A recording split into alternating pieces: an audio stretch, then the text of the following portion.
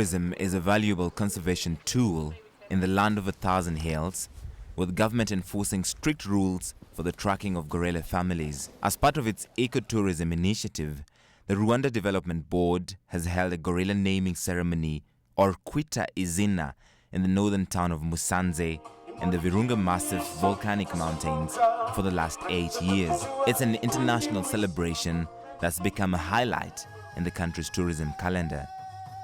A semi-grown-up female joined the Sabinho group from the wild recently, and she is now going to be named as Umutungo, and that means fortune. Naming of baby gorillas has been part of Rwandan culture for centuries. The annual Kwita Izena ceremony serves to highlight gorilla protection and the conservation of their habitat. There are fewer than 800 mountain gorillas left in the wild, according to the African Wildlife Foundation, due to years of poaching, forest clearance, and land degradation.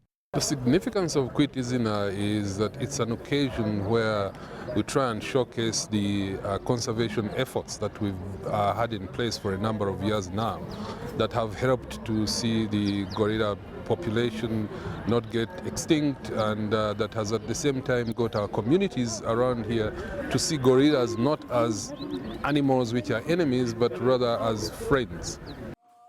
This year's event was a colorful outing with traditional music and dance. Villagers from the surrounding area turned out in large numbers to receive visitors who made the trip north. This year, 19 baby gorillas and 1 adult female were named. To date, more than 160 gorillas have been named in the Kwita Izena ceremony. The names given to the gorillas help in monitoring them and their habitat.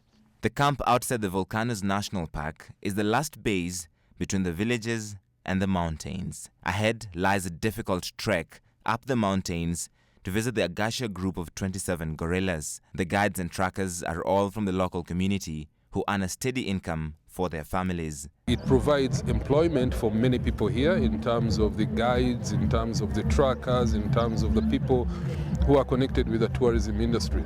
We've been walking for about 2 hours inside the Volcanoes National Park. Our guides finally met the trackers here, which means the gorillas are not too far from here. So in a minute now, we should be able to see them. Rwanda hosts 2/3 of the remaining endangered mountain gorillas of the Virunga Massif, and the gorilla population has grown 26% since the last census in 2003. How many other groups like the Agasha group are there in the national park? The identified groups, there are 17. That means there's some for research and others for tourism. So these are the group follow-up every day where we know where they are, their health conditions and that. Gorilla tourism accounts for 4% of Rwanda's total tourism and is one of the only African countries to offer gorilla tours, along with Uganda. Local tour and travel companies are starting to dot the landscape to support the industry and facilitate its development. The peak season starts actually here in June, as compared to other East African countries which start in July. Here it starts in June. The gorilla permits are right now full.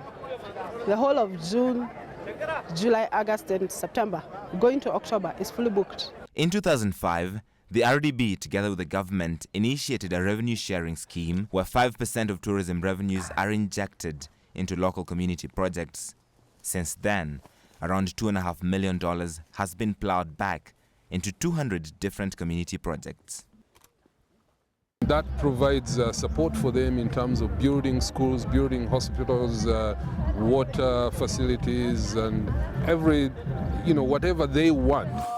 We have now a more significant involvement of the local communities in the conservation activities. We have a significant reduction of poaching.